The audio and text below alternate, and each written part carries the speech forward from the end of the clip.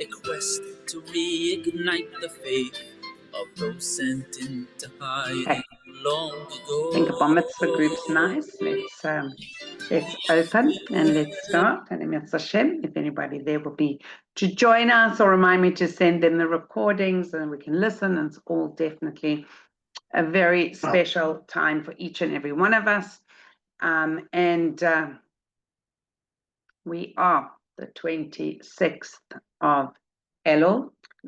Don't know how that happened, but it is already the 26th of Elul.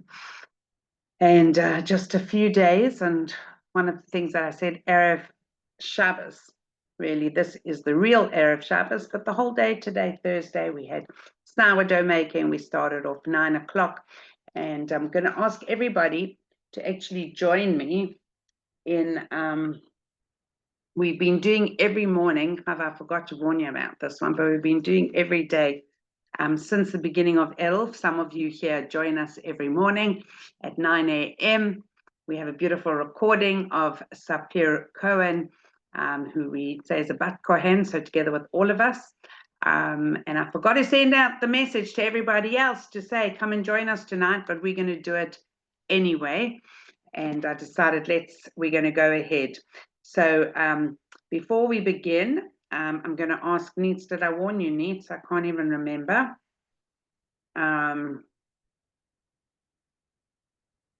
Neets, are we up for doing it? Are we ready? Can we do it? Yeah, I forgot to remind you. Yeah? So did you say yeah? Okay, so we have the recording of Sapir Cohen, and I'll tell you after. Let's go together, everybody.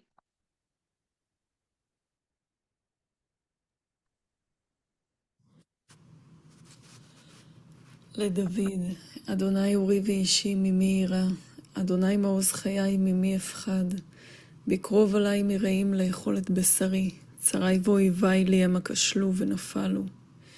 אם תחנה עלי מחנה לא ירא ליבי, אם תקום עלי מלחמה בזאת אני בוטח.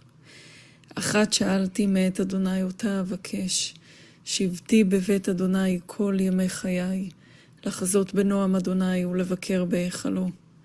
כי יצפנני בסוכו ביום רעה, יסתירני בסתר אוהלו, ובצור ירוממני. ועתה ירום ראשי על אויבי סביבותי, ואזבחה באוהלו זבחי תרועה. אשירה ואזמרה לאדוני, שמה אדוני קולי אקרא וחנני וענני. לך אמר ליבי, בקשו פני את פניך אדוני אבקש.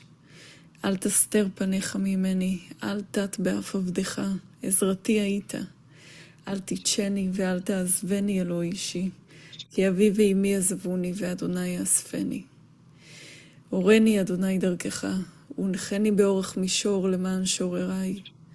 אל תתנני בנפש צרי, כי קמו בידי שקר ויפה החמאס. לולא האמנתי לראות בטוב אדוני בארץ חיים. קווה אל אדוני חזק ויאמץ ליבך, וקווה אל אדוני. So today, the Jewish people has been a very challenging, hard day.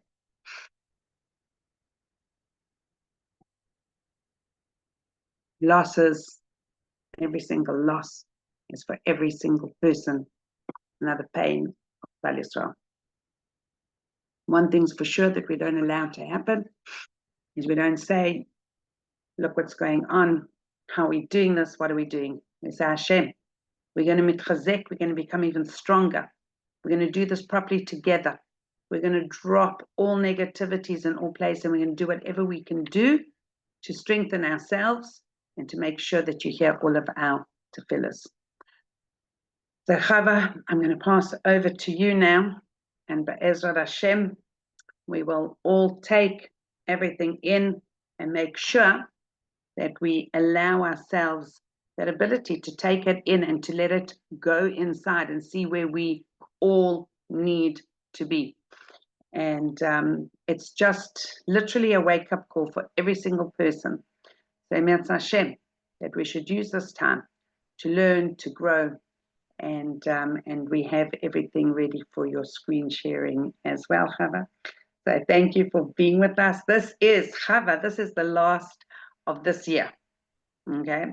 For this year, this will be, and that's why every day, today we had the last Thursday for this year, tonight we have the last share for this year, and we have to do our Chava for all the different things, you know, on one level, all the things that we did and didn't do, and on the other thing, we have to think about all the positive things that we're going to make sure that we're going to do for all the next Thursday nights that are coming.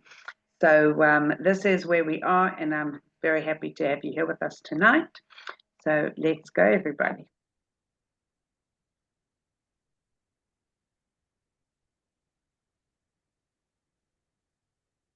Okay, so I haven't got the chat on. So if someone wants to write in the chat and someone doesn't read it, if someone else wants to tell me, please unmute yourself and tell me, because I can't follow everything. There's just too many things to look at.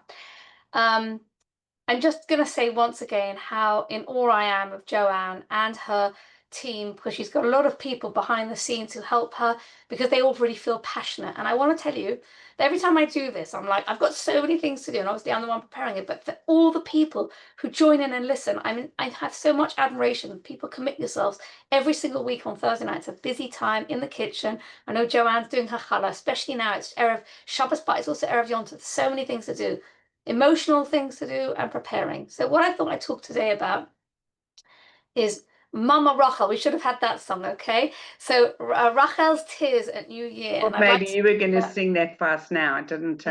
Mama Rochel, cry for us again. Okay, or Kol Barama Nishma. We're coming up to that in a few moments, okay? So to Anita and everybody at JD Inspired and all you incredible women, and I just want to share an idea with you that I heard from Rabbi David Foreman, who has his website Aleph Beta, and I heard it many years ago, and I still sort of feel a bit haunted by what he said, so I'd like to share that with you.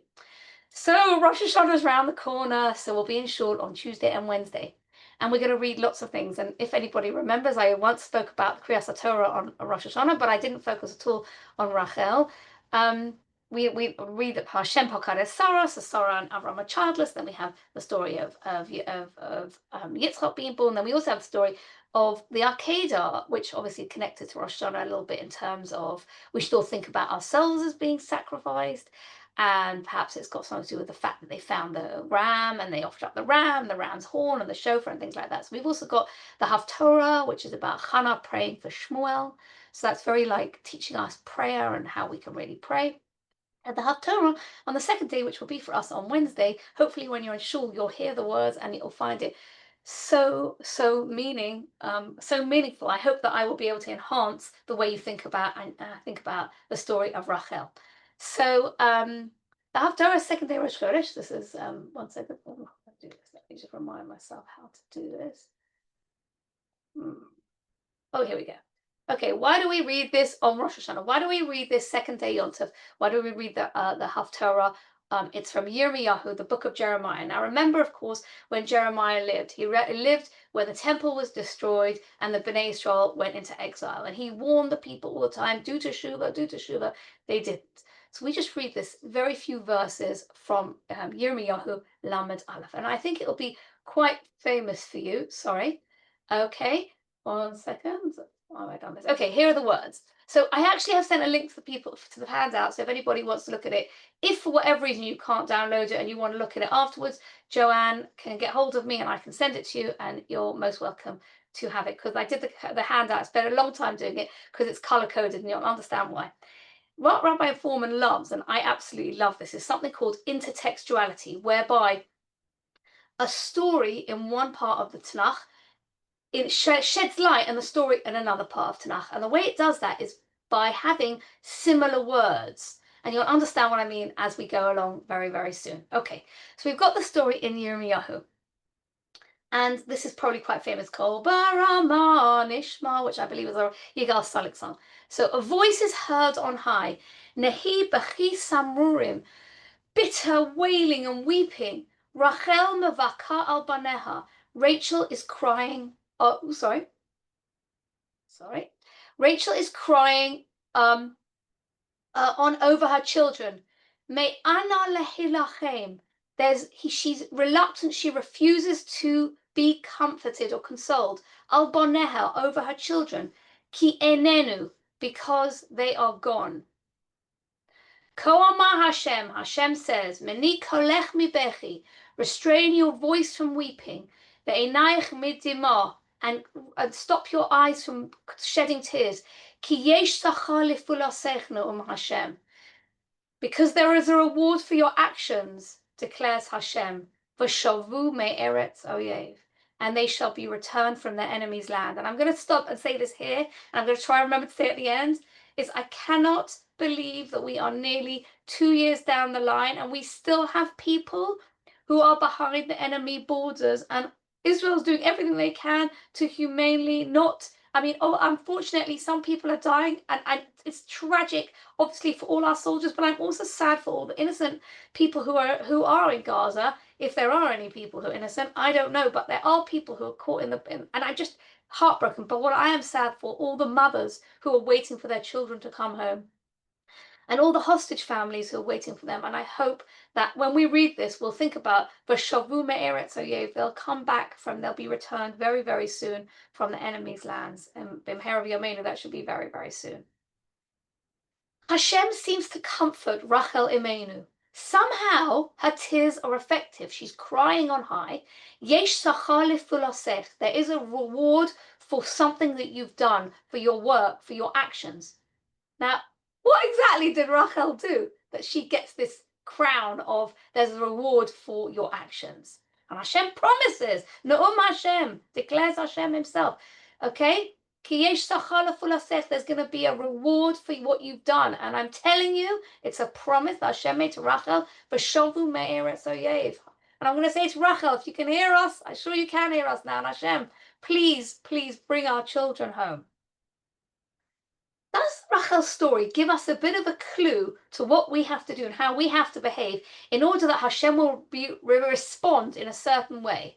Now, we don't really know much about Rachel. According to the Medrash, she only lived 36 years. According to Medrash, she was Leah's twin. So that's the whole story down the other time. So with the story of Rachel is only told in Bereshis Kaf Tes to Lamed Vav. To Lamed Hey, I apologize. We know that she died in childbirth. So we know that she was buried in Beis Lechem, and I'm sure people have been to Cave of Rachel and have davened there. When you go there, you see how many people are going there. It's like they literally pour their heart out and they're praying to Rachel, and sort of like we understand that she was buried there and not in the cave of Machpelah, because as the Jews would be driven from their home and forced into the exile in Bovel, whilst they were dispirited on their march to Bovel, they would pass on this very road and cry out to Rachel, Rachel, you've got the power, save us, take courage from the presence of the fact that Rachel was on the way, and asking her, begging her to beseech HaKadosh Baruch Hu to save us. So let's go back to what we know about Rachel in the story from Bereshis. We know that Yaakov came along, he was running away from Esau, and he's, busy, and he was helping. Rachel was standing there, she was a damsel in distress, and he comes along and saves her and manages to get rid of all the mean shepherds. And he agrees to work, she wants to marry Rachel, and he agrees to work for Lavan for 7 years. And it says, the Torah says, and it seemed like such a short time in his eyes because of her love for her.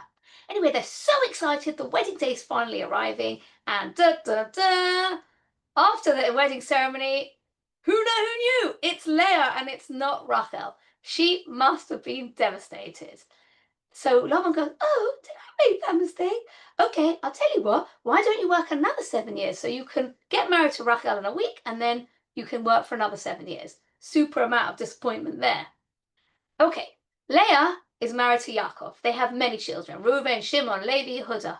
Okay, Rachel gives her handmaid to Yaakov. So Leah eventually has 6 sons. And do you know there's a medrash that all the boys were married to girl, had a twin sister or whatever, triplet sister. Rachel gives her handmaid Bilhah, she is childless, to Yaakov. Bilhah has Dan and Naphtali. Zilpah has Gad and Asher. Eventually, Rachel has Yosef and Binyamin, and she dies in childbirth and when Binyamin was born.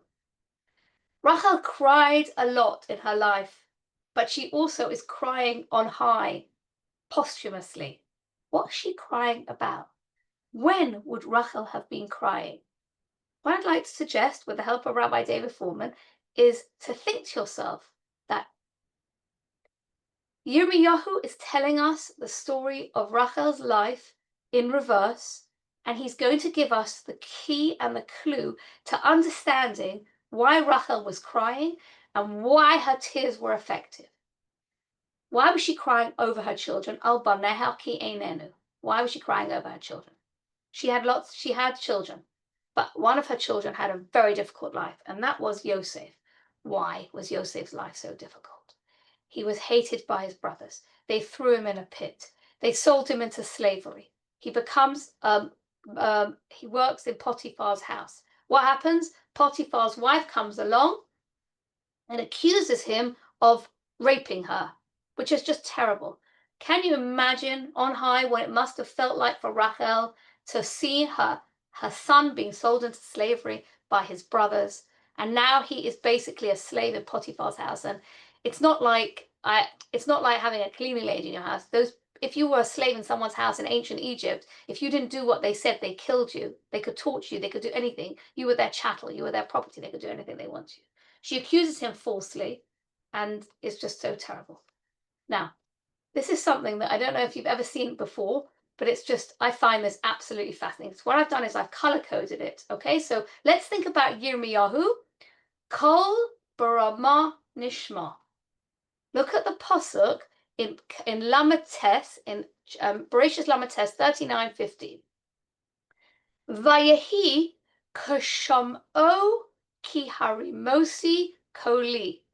This is Potiphar's wife saying, and she says, and when Yosef heard that I raised my voice on high, okay, vayakra, and I called out, vayazov bigdov ve'etzli vayanos vayetze achutza, and he left his garment with me. No, she tried to grab him, and he was like, my goodness me, I'm gonna get away from you. And she's accusing him of raping her, but in fact she was seducing him. Now, can you see the words on the sheet, right?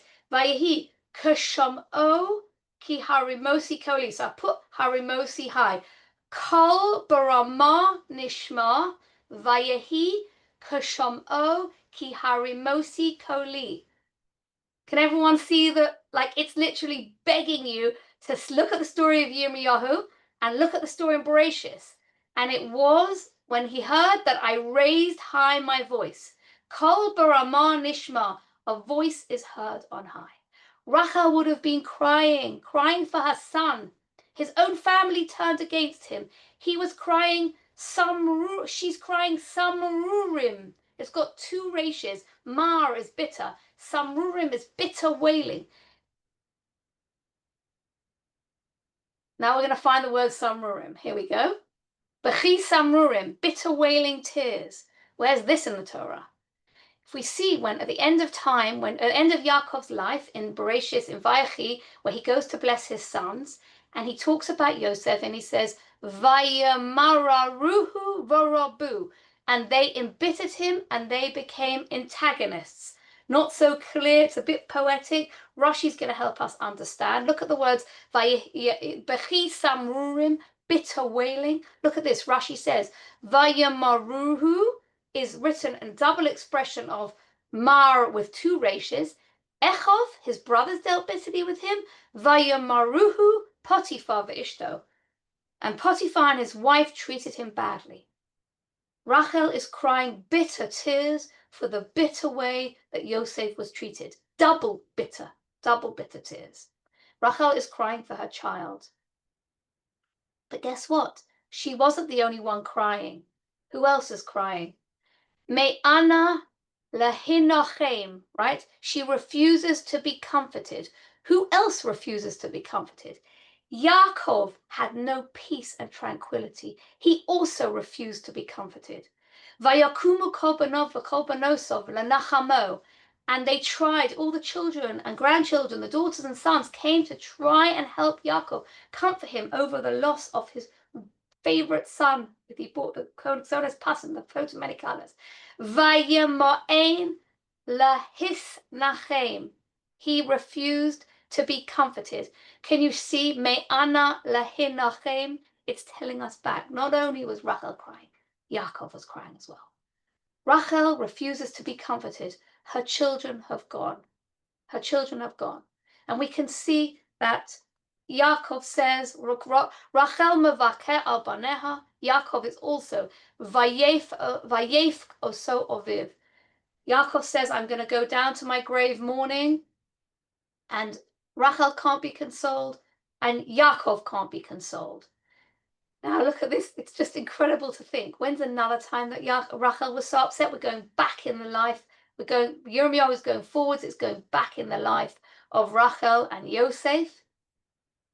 Right, we've got the words. She says, Al baneha ki einenu, because for her children, for they are not there, okay?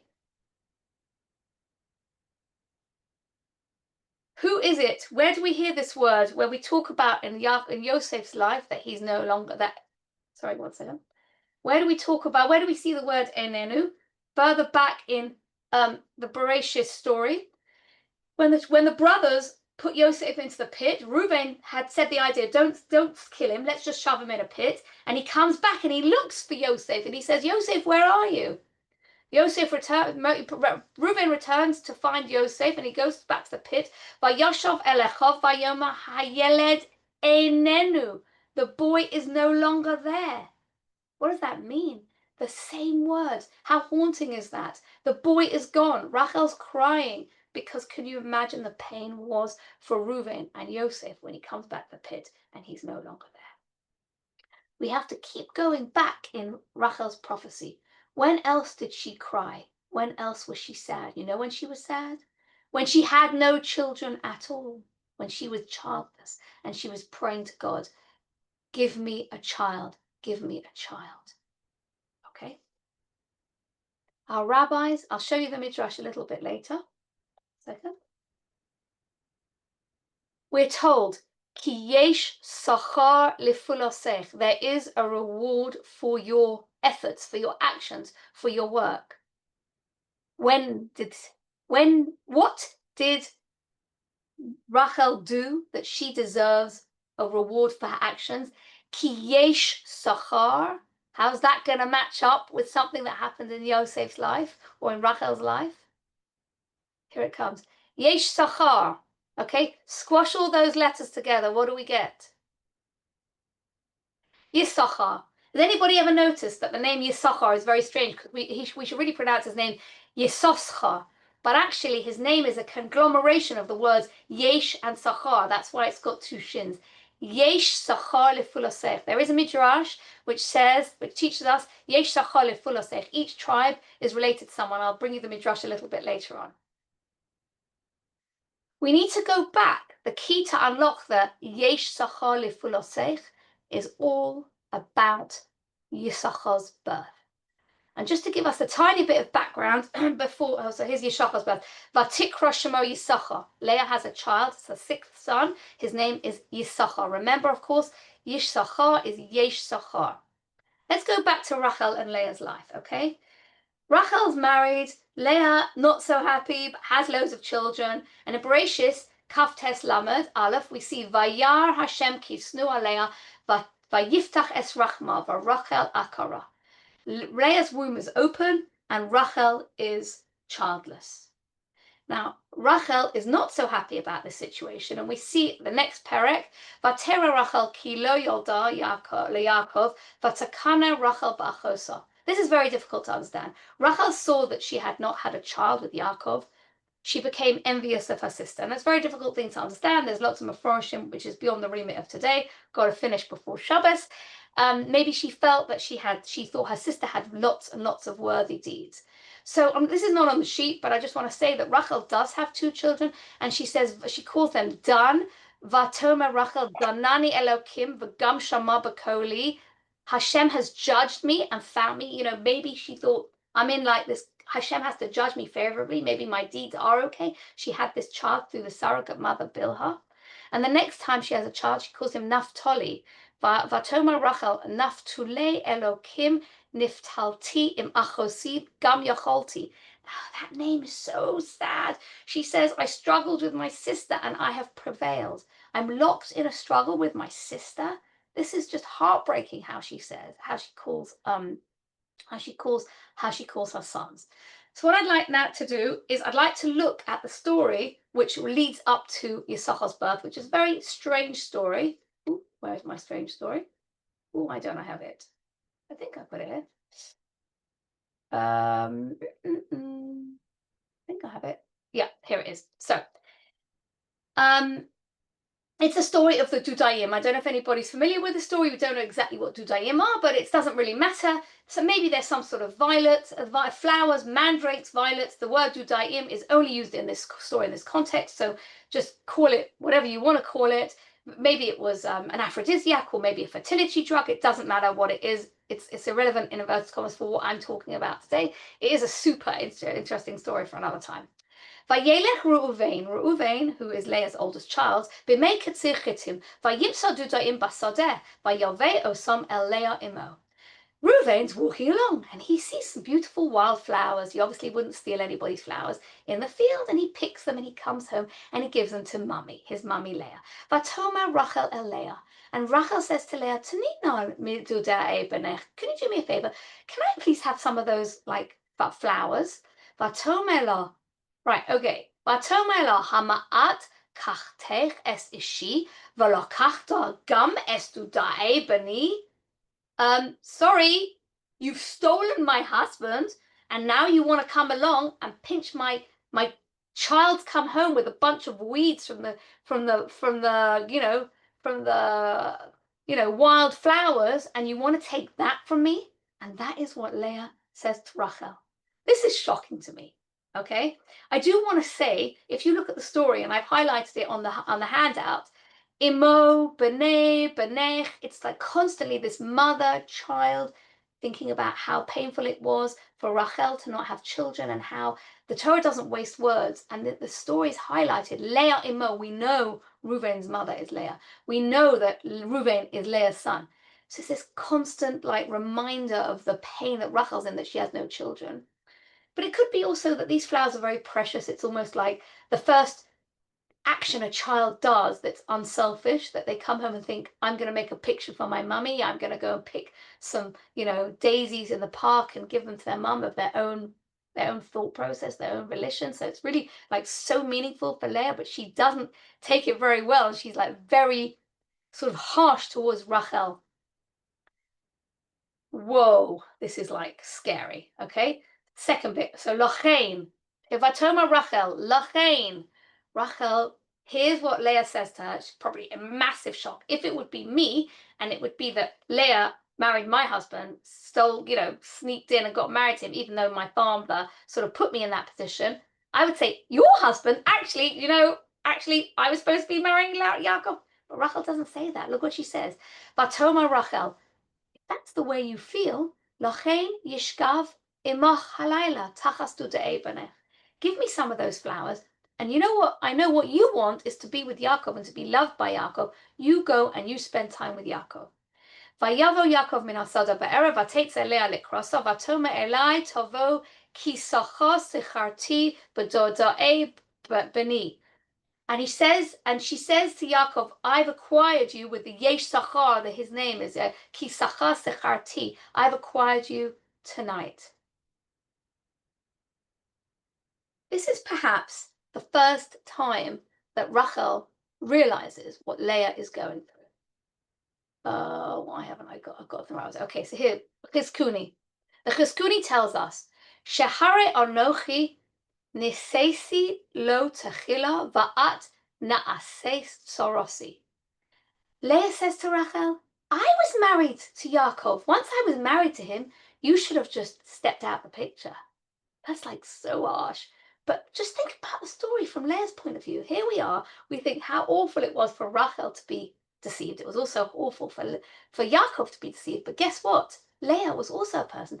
And once Leah had married Yaakov, Leah feels that maybe Rachel should have not interfered and got married to him afterwards. Think about it. This is the first time, a massive or rude awakening for Rachel to realize, hold on a minute, I never knew you felt like that. I never knew you felt that I had pushed myself into your marriage after you were married to Yaakov. Oh, sorry. The Sepharno says, You should have never consented to become my competitor, to be a rival wife, as another wife to Yaakov. And in fact, the Torah actually, it's forbidden for two people to marry, for a man to marry two wives. This is a huge revelation in this story of Yisachar's birth and the whole Dudaim thing. It's a massive revelation, a rude awakening in Rachel's life. So I'll leave that for the moment. Okay. How could Rachel repair the damage that she never knew before that she had done to Leah? So this is the Medrash Tanchuma, which tells us Reuven, Shimon, Kol Hashvatim, L'Shem Geulas Yisrael Nikru. Each one of the tribes is related somehow to Geulas Yisrael, and Yisachar is Yesh Sachar. Sorry. Rachel worked out at this moment with the Yisachar and Dudaim story. It suddenly dawned on her, I'm not the only one. Here I am. I'm feeling sorry for myself. My dad locked me in the dungeon, and my sister married the person who was the love of my life, who I had to wait 7 years to marry. He loved me and he worked for me for 7 years. I'm poor little me. Woe is me. My life's so terrible. I never once thought what it was like for Leah. I literally never thought about her life. I never realized. Rachel, what work did she do for the Yisachar, Yesh Sachar? From the story of the Dudaim and what the Midrash puts into the mouth of Leah, suddenly, for the first time, Rachel realized, I'm not the only one here who's in pain. My sister's in pain. How can they repair the damage and the ghosts of the past and the night of the wedding?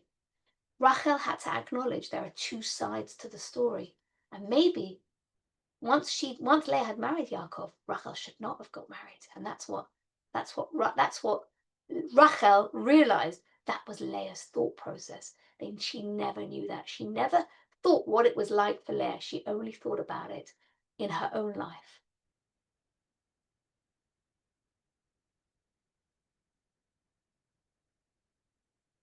That is why the Medrash tells us in Eicha Rabbah Petirta. By the way, this story is told in a few other places. This is the longest version. When the Beis HaMikdash was destroyed, Avraham came to Hashem, weeping, wailing, tearing his clothes. And he said, Hashem, how could you let this happen to my people? I was willing to sacrifice my beloved son for you. Yitzchak said, I was the one who was willing to be sacrificed. You have to help Bnei Israel. Yaakov said, I spent my whole life looking after children so that all my children would be Bnei Israel, that I would carry on the Jewish nation. Moshe added, I was the shepherd. I looked after Bnei Israel for years and years. And Hashem said, don't want to hear that. That's not good enough. I'm not saving them. I don't want to hear it. And suddenly, enter stage right comes Rachel Imenu. Okay, so here we have the story. Ba'osa sha'ah kotza Rachel Imenu lifnei HaKadosh Baruch Hu va'omro Ribono shel olam. Rachel jumps forward and she says, Hashem, it's known that before that your servant Yaakov loved me. He loved me so much. He worked with me for 7 years, and then I was supposed to get married. And you know what I did? I informed Yaakov. I gave him the signs so that he could distinguish between me and my sister, so that my father would not be able to exchange me and switch us over.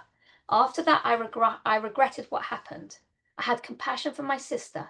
And you know what I did? To save her being embarrassed, I gave her the signs. And she says to Hashem, Hashem, I was not worried about my rival, like my sister, that my sister took my place. You shouldn't be worried about the idolatry that the Bnei Israel are, because, so to speak, idolatry is serving gods of others rather than God. It's like a competitor. Can't actually say that it's a competitor, because obviously there's no competitor for Hashem. And she says, you exiled my children. They were slain by the sword, and you allowed my enemies, the enemies of Bnei Israel, to do it as they please with them. And then it says like that, Miyad Niskal Galu Rachamov Shel HaKadosh Baruch Hu. Hashem's mercy was aroused, and he said, Bishvilech Rachel, because of you, Ani Maskeh Es Yisrael Limkomam. I'm going to send B'shavu Bonim Likvolam, and I am going to put Bnei Israel back in the land of Israel. How? We don't know exactly what this midrash means. Did they have the signs? Was she locked up? This and that and the other. But if we understand this midrash in the story of the context of Yisachar, we'll understand the way to repair the damage is for Rachel not to only think about herself, to think about what it was like for Leah. So how does she repair that damage? If we take the story back however many years, the way to repair the damage is if Rachel thought about what it was like for Leah and repaired the damage in inverted commas before it even happened. To think about the pain that Leah was going through. I love this cartoon because there are two people in this picture. The person on the right's going, it's a 9, it's a 9. And the person on the left's going, it's a 6, it's a 6. Guess what? They're both right, but they're looking at it from a different point of view. Now I'm going to show you, one second, this video. Will you be able to hear the sound? Okay, I'll just tell you the sound, okay? This is an advert that was shown nearly 40 years ago. You can imagine some people weren't alive then, but okay.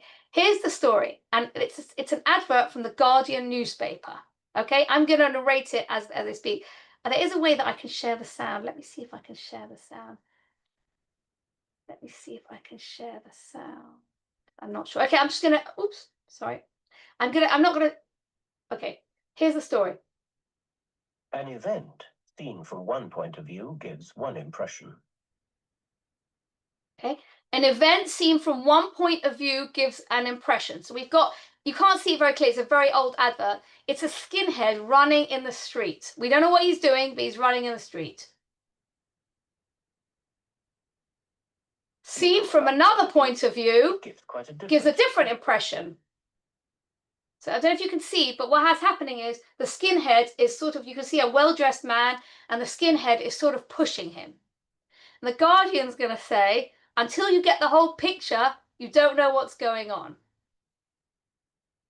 But it's only when you get the whole, it's only when you get the whole picture you can fully understand what's going on. You can fully understand what's going on.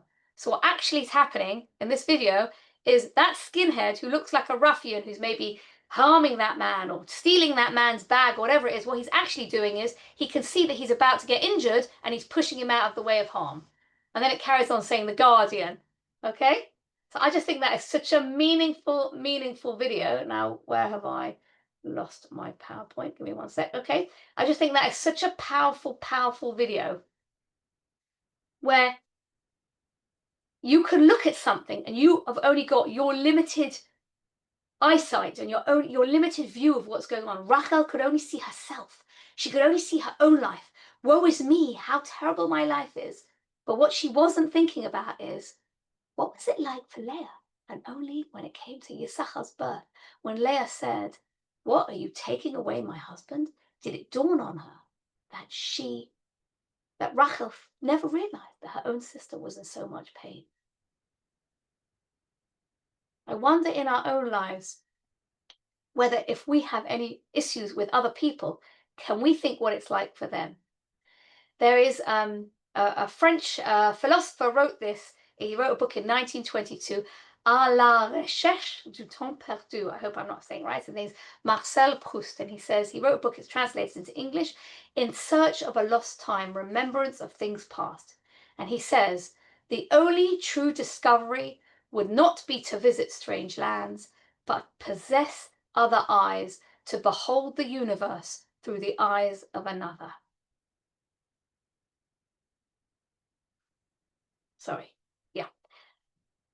And I think this is one of the hardest things to do, because when you are in a difficult situation with someone in a conflict, you can really only ever see your own viewpoint.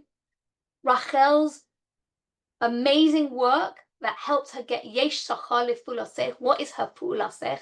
What is her work that she did? She, at the time of Yisachar's birth, suddenly it dawned on her, it's not just all about me, it's about my sister. How does my sister feel? Not just only woe is me. What's the other point of view? What's the other person thinking about? I hope nobody has a dispute, but if anybody does have a dispute, try as we run up to Rosh Hashanah and when we hear the words in Rosh Hashanah and Shul, Ki yesh sachar lefulasech, think about Rachel and Leah and the birth of Yisachar and how it suddenly dawned on Rachel. Because we read on Yom Kippur, Ki bayom hazeh v'Yom Kippur yechaper alechem letaher eschem mikol chatosechem lifnei Hashem titoru. On Yom Kippur, we'll be given a gift from Hashem. Any sins we have, lifnei Hashem titoru, we're gonna be purified.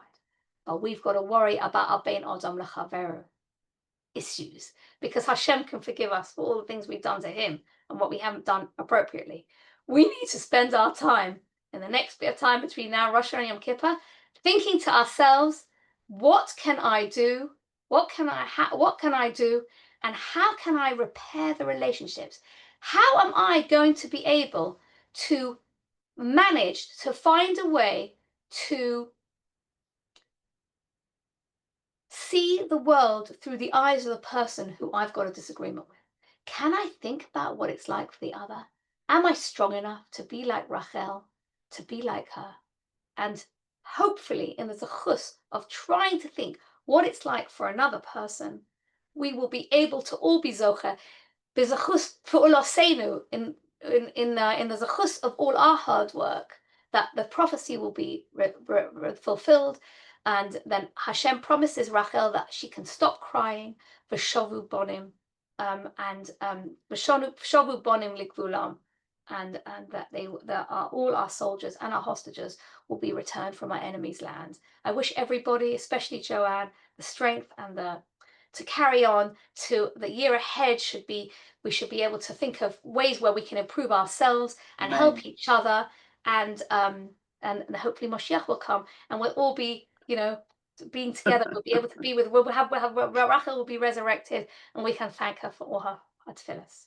Yeah, that is what Hashem. Thank you. Honestly, Father, that was beautiful. It was totally uplifting, and definitely going to be an added bonus of having Rochel with us in everything that we do and how we think. And we have to be reminded, because there is so much, and Baruch Hashem, we are so full, and there's so much going on. So every little bit that we can take, that we can focus. So I'd really appreciate it if you could just send me your notes, because I'm going to print them out, and anybody that wants them can please take them, because there's a lot of things. And you know what, it is so beautiful, because you learn, you understand, then, oh my goodness, look at that, wow.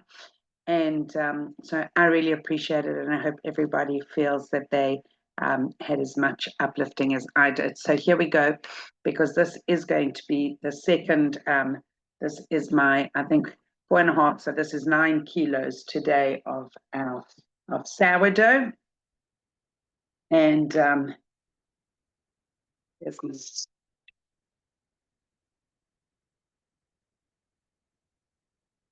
Okay, beautiful sourdough.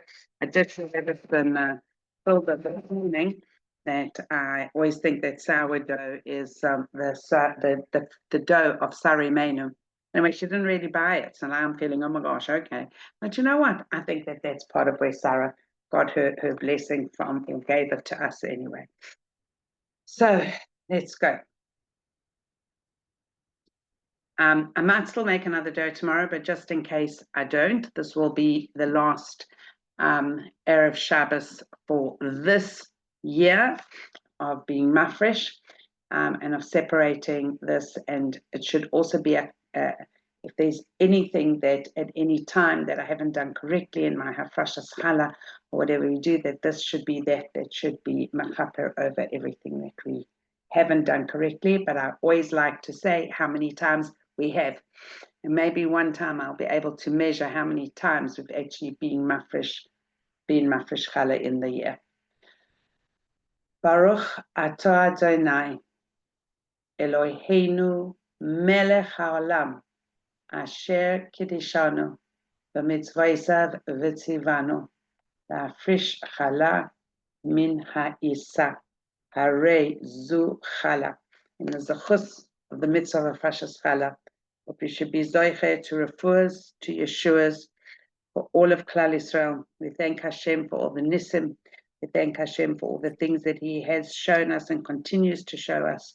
And in the zechus of this dough, that HaKadosh Baruch Hu should send home all of our hostages, both those that are still with us and those that need Kfuras Yisrael, and that there should be an end to the war, and that the war all over the world should end, that we should live in a place of shalom, and that every Jew should be able to really bring out the most beautiful best in themselves and learn how to just give thanks to Hashem and make this world a much better place to be in. And to tell you the truth, it's only that we can do it together, really only together. Wishing everybody a kasiva v'chasima taiva, a good gebenched year, a year of continued growth, learning, and all beautiful things for all of Klal Yisrael. Thank you, each and every one of you, for always being with us, because even if it was us, the team, and the speaker, but none of you here, then it doesn't happen. So thank you for being with us. Thank you for continuing. And please, God, we should just go from strength to strength with everything that we have. And Chava, thank you. Thank you, thank you, thank you, everybody. And looking forward to, Be'ezrat Hashem, next week, we will still have share. And we're looking forward to being with you on the next part of the journey. And we still live in hope of being in Yerushalayim with Mashiach. Okay, make a beautiful Shabbos. And for anybody that wants to join us, 9 a.m. every morning, excepting Shabbos and Yom Tov, we say the again with the voice of Sapir Cohen, who sent us the recording specifically to be said in a group. And I said, when we listen to her voice, you can hear every word so clearly, because she was really there. She was down there in the dungeon. She was there in Gaza. She knows what it was. And look where she is today, and still saying the beautiful words of David HaMelech. But she had them with her in that hell. She had them with her. And her and Sasha are getting married, Be'ezrat Hashem, and their home is going to be filled with the real holiness of Abayit Ne'eman B'Yisrael. But thank you for... Thank you, Joanne. Thank you. Kasiva Chasima Tova. And to you. And a good Shabbos. Make a beautiful Shabbos. Thank you. Thank you. Shalom, Thank you so much. Thank you so much for God bless. everything. Thank Pleasure, pleasure, and pleasure. you. Okay, good Shabbos.